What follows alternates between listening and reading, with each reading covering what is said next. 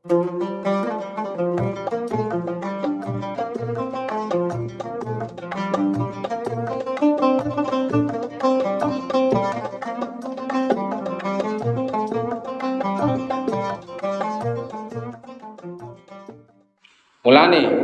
nek sampean pengen jadi ulama, terus ciri utama ulama niku jami'ul bayan.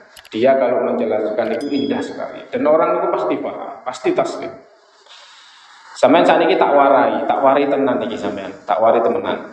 Sampean kan biasa wiritan la ilaha illallah. Mulai mimpin tahlil sampai kepeksa mergo padha tahlil kabeh akhirnya melok muni. Lah kata Ibnu Qayyim al-Jauziyah dalam kitab Ziyadatul Ma'ad. Lah kitab Ziyadatul Ma'ad iki kitab kesayangane Syekh Abdullah Al-Haddad sing aran kitab sing aran Radhul Haddad. Niku kitab sing kesayangane Abdullah Al-Haddad. Padahal kitab Ziyadatul Ma'ad niki dikarang oleh muridnya yaitu Imam Ibnu Taimiyah. Abdullah Al-Haddad iku mboten seneng kali Imam Ibnu Taimiyah, tapi seneng kali muridé. Terus yen ulama niku nggih demokrasi, Pak. Gak seneng gurune tapi seneng muridé. Sadene Ibnu Taimiyah niku tiyang sae, tiyang alim, tiyang soleh. Tapi ngerti-ngerti Wahabi niku identik dengan Ibnu Taimiyah. Akhirnya ulama ahli sunnah itu kabeh nyebut iku isim. Mulane kiai-kiai niku mboten wonten sing dalil pola Ibnu Taimiyah niku mboten wonten. Soale wedi dicap Wahabi. Padahal iku Taimiyah niku nggih wong sae lho, Ibnu Taimiyah niku. Di kitab-kitab kita termasuk Sayyid Muhammad Miyambah niku nek nyebut Ibnu Taimiyah niku pola Syekhul Islam. Tapi kan ini sudah milik Wahabi sehingga kita niki akhirnya terus gak gelem nyebut. Parah teman ngomong nih. Dulu saya niku melihat orang gak kunut niku biasa. Soalnya mergo saya niku sudah tahu karena niku mazhabnya Abu Hanifah gitu. Lah sakniki nek mboten kunut iku diarani Muhammadiyah. Kita niki sebenarnya ahlul ilmi, gak tahu kunut iku mazhabnya siapa. Kunut iku mazhab Syafi'i, nek gak kunut iku mazhab Abu Hanifah. Tapi tahu-tahu ini mazhab NU dan ini mazhab Muhammadiyah. Mana ada orang-orang ini jadi mazhab? Ngalime sepiro kok ngerti jadi mazhab? Tapi masalah ini pun jadi bahasa. Kacau wong ini repot.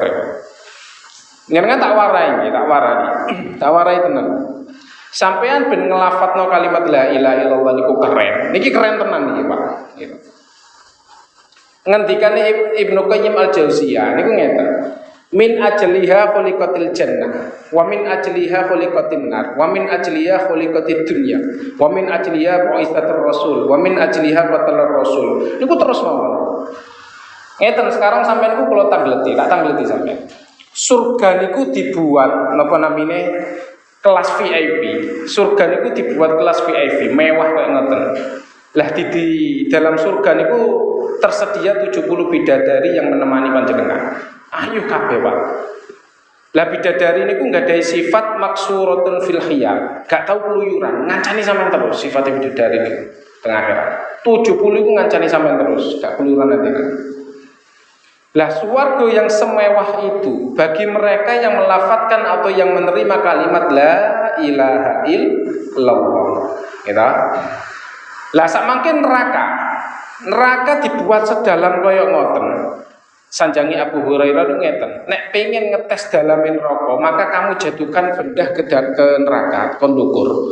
Maka itu sampai nang dasar itu 70 tahun. Gitu, kila 70.000 tahun. Betapa dalamnya. Kontraktor pun dia mboten si sakit ngeruk sedalam kayak ngoten. Lah neraka se ekstrim kados ngoten niku bagi dibuat untuk orang-orang yang menolak kalimat la ilaha illallah. Paham iki mriki? Jadi kalimat la ilaha illallah ini luar biasa, Pak. Swarga digawe bagi orang yang nerima, neraka digawe untuk orang yang menolak. Yo kalimat iki nek tahlilan sampean maca mbek turu di sini. Itu kalimat sing digawe alasan Allah gawe swarga.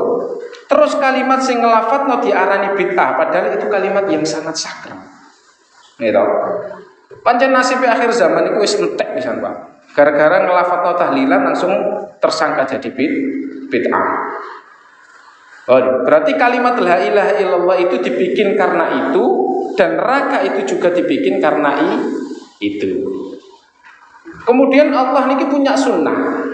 Lalu butuh pelatihan. Dikasihlah bumi sama Allah. Allah buat bumi. Bagaimanapun manusia itu butuh latihan, Pak. Dibikinlah bumi sama Allah. Liyabluwakum, terus dites sama Allah, diuji manusia.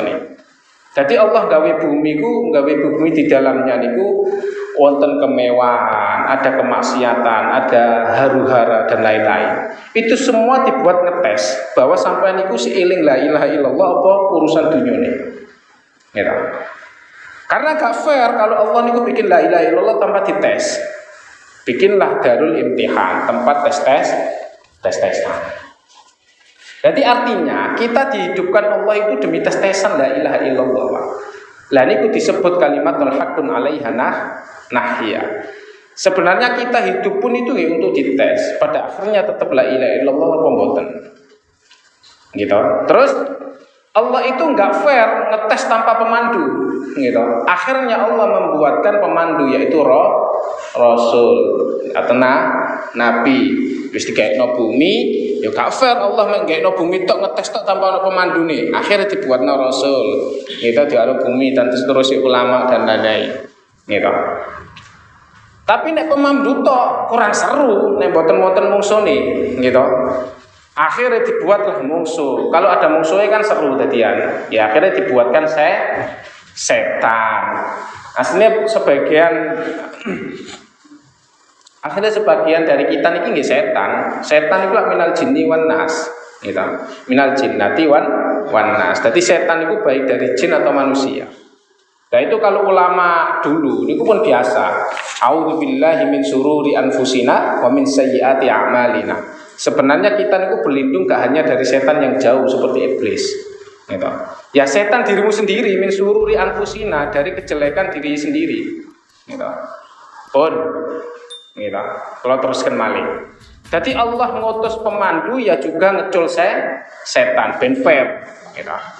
Jadi semua darul ibtila niki juga demi kalimat la ilaha illallah. Makanya disebut kalimatun hak sing alaiha nahya. Kita hidup demi mendapatkan kalimat itu, kita mati juga demi mendapatkan kalimat itu. Kalimat sesakral itu kita niku seenaknya untuk menafsirkan, membid'ahkan dan lain-lain. Repot.